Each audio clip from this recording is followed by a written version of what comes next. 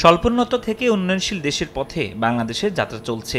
এ পথের চ্যালেঞ্জ মোকাবেলায় প্রয়োজন প্রচুর বিদেশি বিনিয়োগ। অথচ দক্ষিণ এশিয়ায় বাংলাদেশ দ্বিতীয় বৃহত্তম অর্থনীতির দেশ হলেও বিদেশি বিনিয়োগ প্রাপ্তিতে নেপাল থেকেও পিছিয়ে।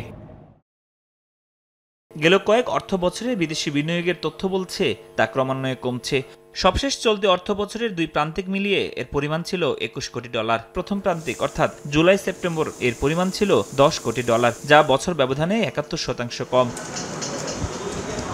বিদেশি বিনিয়োগ কমে আসার পেছনে দ্রুত পরিবর্তনশীল ব্যবসা নীতি, রাজনৈতিক অস্থিরতা, মুনাফা ফেরত নিতে আমলাতান্ত্রিক জটিলতাকে সামনে আনছেন খাত সংশ্লিষ্টরা। বাংলাদেশ আসলেই আনপ্রেডিক্টেবল একটা সিচুয়েশনে আছে। আজকে একটা পলিসি বা একটা রেগুলেশন দেওয়া হলো, 2 বছর পরে বা 1 বছর পরে আবার এটা চেঞ্জ করে ফেললো। ব্যবসা যখন যারা করতে আসে তাদের একটা লং টার্ম বিজনেস প্ল্যান থাকে। এখন সেই ইজ অফ ডুইং বিজনেসের জায়গার মধ্যে অনেক পিছিয়ে আছে। বাংলাদেশের ট্যাক্স পলিসি এটা সবচেয়ে হিন্ডারেন্স।